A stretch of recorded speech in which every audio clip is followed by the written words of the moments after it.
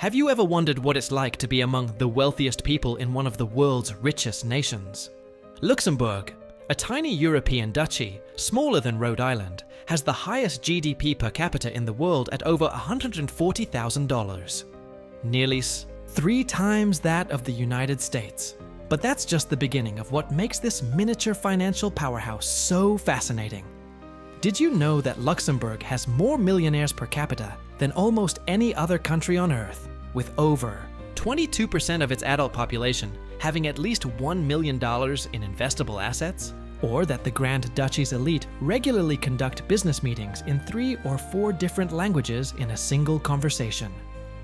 And perhaps most surprising of all, many of Luxembourg's ultra-wealthy live in homes that would be considered modest by American standards, with some billionaires preferring century-old stone farmhouses to modern mansions.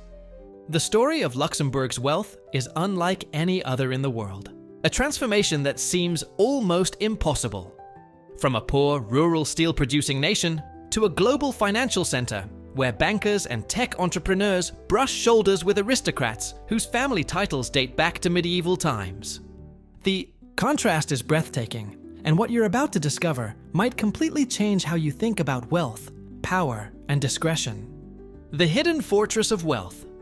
The most counterintuitive fact about Luxembourg's super rich is that many of them are virtually invisible. While billionaires in other countries compete for attention with super yachts and private jets, Luxembourg's elite have cultivated the art of understated wealth to an extraordinary degree. In fact, some of the wealthiest individuals in the country drive modest mid-range cars and avoid any public displays that might reveal their true financial status. You can feel the weight of old European wealth in Luxembourg City as you walk through its UNESCO-listed Old Town. The narrow cobblestone streets wind between stone buildings that have witnessed centuries of history. The air carries a crisp coolness, even in summer, with the scent of fresh pastries from neighborhood bakeries mixing with the earthy aroma of the surrounding forests.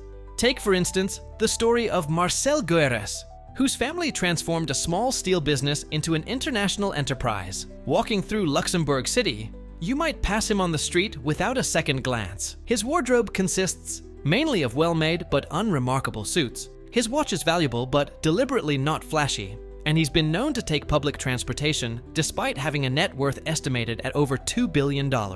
This behavior isn't unusual in Luxembourg, it's the norm. But this wasn't always the case. Luxembourg's journey from poverty to extraordinary wealth happened in the blink of an eye. Historically speaking, in the early 20th century, the country was primarily known for its steel production, with most citizens working modest jobs in mines or factories. The transformation began after World War II, and by the 1970s, the country was already positioning itself as a financial center. The surprising origins of Luxembourg's elite. You might assume that most of Luxembourg's super rich are bankers or financiers, but you'd only be partially right. What's truly fascinating is the diverse tapestry of wealth sources that makes Luxembourg unique. Unlike what many expect, the country's wealth ecosystem is far more complex than just banking. The composition of Luxembourg's wealthy elite breaks down approximately like this. About 35% made their fortunes in financial services, 20% in real estate and investment holdings, 15% from technology and communications, 12% from old industrial wealth, particularly steel, 10% from inherited aristocratic wealth, and the remaining 8% from retail, services, and other sectors. One of the most extraordinary aspects of Luxembourg's wealth is how new and old money coexist in such close proximity. The country's small size, you can drive across the entire nation in about an hour, means that centuries-old aristocratic families regularly interact with tech entrepreneurs who made their millions in the last decade. Consider the story of the Schoette family, whose ancestors were modest farmers in the country's northern region. When Pierre Schoette noticed Luxembourg's growing potential as a financial center in the early 1960s, he made what seemed like a foolish decision at the time, selling the family's agricultural lands to invest in commercial real estate in Luxembourg City. His friends and family thought he had lost his mind. Today, the Schoette holdings include some of the most valuable commercial properties in Europe, with a family fortune estimated at over $3.5 billion. Yet, If you were to meet any member of the Schoetter family, their demeanor and lifestyle would give you little indication of their immense wealth. They continue to live in the same village where their ancestors farmed, albeit in a beautifully restored stone mansion, and they drive modest luxury vehicles rather than flashy sports cars. Profiles of discretion, Luxembourg's wealthy archetypes. The ultra-rich of Luxembourg don't fit neatly into global stereotypes of the wealthy. Instead, they've developed their own unique profiles that reflect the country's history and cultural values. What might surprise you most is that ostentatious displays of wealth are not merely frowned upon. They can actively damage one's social standing and business prospects. The first, and perhaps most intriguing profile, is what locals call the Old Luxembourgers, families whose wealth originated in the country's industrial past, particularly steel manufacturing. These families, like the Brasseur clan, live by a code of conduct that would seem almost ascetic to outsiders. Despite possessing fortunes worth billions, they often live in historic family homes that, while certainly comfortable, lack the extravagance you might expect. Henri Brasseur, whose grandfather founded one of Luxembourg's largest steel companies, still lives in the family home built in 1905. The house, while spacious, would be considered merely upper middle class by American standards. What few realize is that beneath this modest exterior lies a home filled with museum-quality art, including original works by Picasso and Monet, displayed with such subtlety that even frequent visitors might not recognize their value. The second archetype is the international financier, typically first or second generation wealth created through Luxembourg's banking and investment sectors. These individuals, often educated at elite schools like the London School of Economics or HEC Paris, move effortlessly between global financial centers. They're more likely to display their wealth than old Luxembourgers, but still with remarkable restraint compared to their counterparts in other countries. Sophie Weiler represents this group perfectly. After building a fortune estimated at 750 million through her investment firm, she splits her time between a penthouse apartment in Luxembourg City, a chalet in Switzerland, and a beachfront property in Portugal. Yet her most expensive indulgence isn't property, but education. She's funded the complete education of over 200 underprivileged students from across Europe, at a cost of more than $50 million, all done anonymously, until a newspaper investigation revealed her as the benefactor. The invisible luxuries, lifestyle of discretion. If wealth in Luxembourg isn't displayed through mansions and sports cars, how do the super rich actually live? The answer lies in what can only be described as invisible luxuries. Extraordinary comforts and privileges that remain hidden from public view. Imagine walking into what appears to be a traditional Luxembourg townhouse, centuries old, with a modest facade that blends perfectly with its neighbors. Nothing would indicate extraordinary wealth from the outside, but once inside, you might find yourself in a space that has been completely reimagined by world-class architects, with hidden technological amenities, temperature-controlled wine cellars, private art collections, and handcrafted furnishings that cost more than many homes. The sensory experience of these hidden sanctuaries is remarkable. Imagine running your fingers across dining tables made from 300-year-old reclaimed wood, feeling the subtle texture of wall coverings made from hand-woven silk, and experiencing the perfect acoustics of rooms designed to make even whispered conversations crystalline. These spaces appeal to all senses, from the subtle scent of beeswax polish on antique wood to the carefully calibrated lighting that makes everything and everyone look their best. One of the most surprising aspects of Luxembourg's wealthy lifestyle is their approach to staffing. While the super rich in many countries maintain large, visible household staffs, Luxembourg's elite often employ what they call invisible service.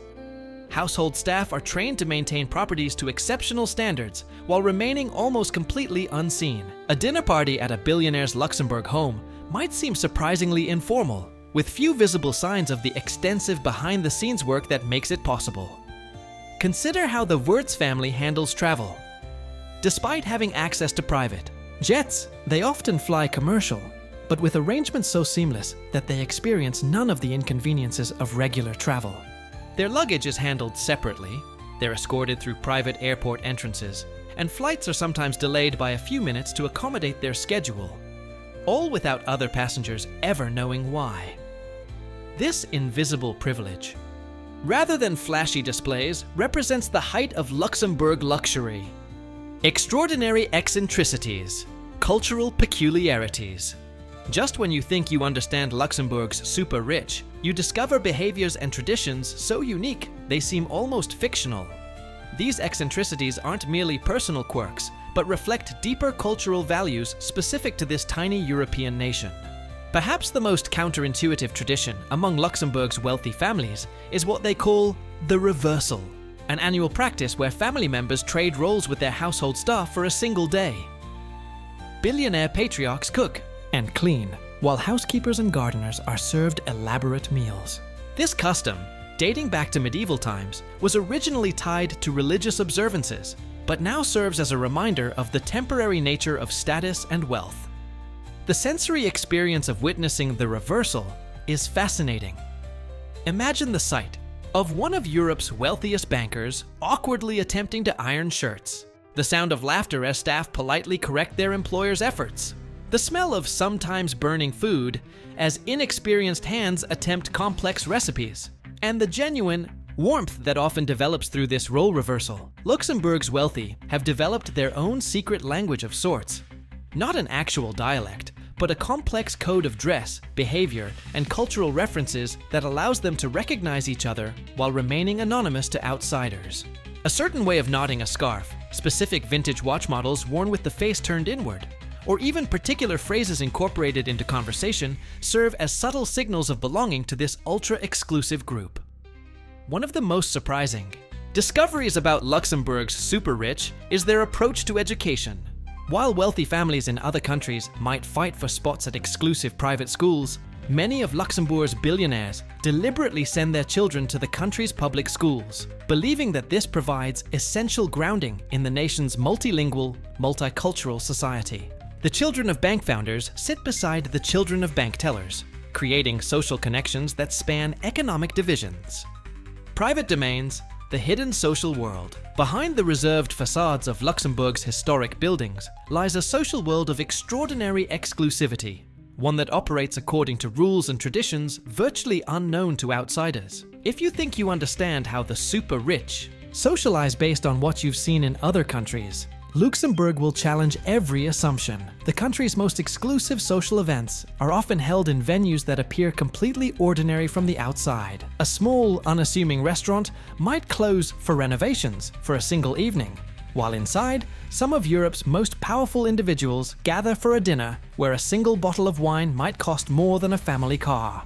These gatherings are never photographed, rarely discussed outside the circle of attendees, and often focus on intellectual conversation rather than mere networking. The Cobblestone Club, named for the historic streets of Luxembourg City, exemplifies this phenomenon. This group of approximately 40 families, all with net worth exceeding $500 million, meets monthly in rotating historical locations. No electronic devices are permitted at gatherings. No staff are present other than those essential for service, and conversation reportedly focuses not on business or finance, but on cultural, philosophical, and artistic topics. Membership is never sought but offered, and acceptance is communicated through an elaborately folded handwritten note rather than any digital communication. Pierre Clement, whose family's banking fortune exceeds $1.8 billion, exemplifies Luxembourg's approach to social connection. His primary hobby is beekeeping, not as a trendy sustainability statement, but a genuine interest inherited from his grandfather. He maintains over 50 hives throughout the country,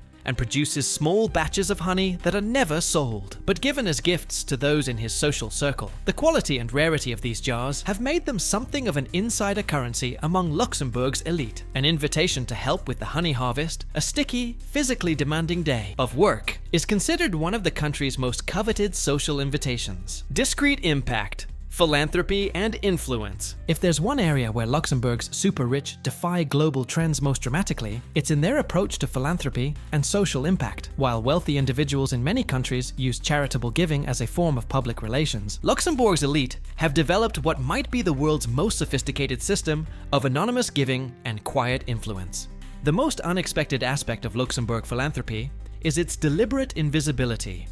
Major hospitals, educational institutions, and cultural organizations throughout Europe have been fundamentally transformed by Luxembourg wealth, yet the donors remain largely unknown even to those who directly benefit. This anonymity isn't merely preference, but principle. Many wealthy Luxembourgers believe that public recognition fundamentally diminishes the moral value of giving. Consider the remarkable story of what locals call the Phantom Foundation. For over 2 decades, this entity has provided fully funded medical care to thousands of children from developing countries, bringing them to European specialists for treatments unavailable in their home nations. The foundation has no website, no public address, and no named officers. Families receive assistance through a network of doctors without ever learning the source of funding. Only after a detailed investigation by financial journalists was it revealed that the foundation is funded by 3 Luxembourg banking families, who have contributed over $2 billion to its work while maintaining complete personal anonymity. Luxembourg's wealthy also exercise remarkable influence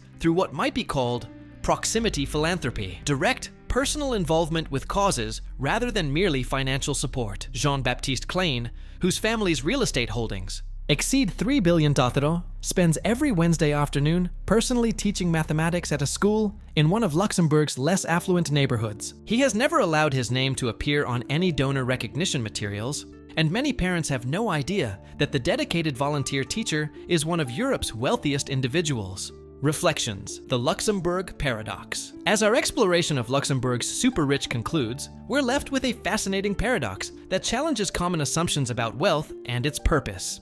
In a world where fortune often seeks attention, Luxembourg has cultivated a remarkable alternative, proving that some of the wealthiest people on Earth can also be among the least visible. The extraordinary contrast between financial capacity and personal restraint reveals much about the values that animate this tiny European nation. For Luxembourg's elite, wealth functions primarily as a tool for security, opportunity, and impact rather than as a source of identity or validation. This instrumentalist view of fortune creates a relationship with money fundamentally different from what we observe in many other wealthy enclaves around the world. Have you changed your perspective on what true wealth looks like after discovering Luxembourg's approach? Does genuine fortune require recognition to be satisfying? Or is there something more substantial in the Luxembourg model of impact without attention? The 3 surprising facts we explored at the beginning of our journey, Luxembourg's extraordinary per capita millionaire density, the multilingual business culture, and the modest housing preferences of many billionaires, merely scratch the surface of what makes this wealth culture unique. The deeper distinctiveness lies in a complex value system that prioritizes substance over display, longevity over immediate gratification, and responsibility over privilege. What version of wealth would you choose if financial constraints were removed? The flashy recognition of Monaco, the entrepreneurial energy of Silicon Valley, or the discreet substance of Luxembourg? Each represents not just a financial position, but a philosophy of what matters and how life should be lived, even amid extraordinary privilege. We'd love to hear your thoughts. Which aspect of Luxembourg's wealth culture surprised you most? Do you see elements worth adopting in other wealthy societies? Share your perspective in the comments below.